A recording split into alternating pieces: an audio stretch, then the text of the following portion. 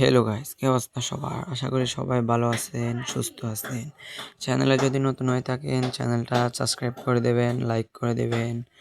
আজকের খেলাটা পুরাই ধামাকা, সবাই এনজয় করবেন। চ্যানেলটা অবশ্যই লাইক সাবস্ক্রাইব করে দেবেন আর সবাই পাশে থাকুন।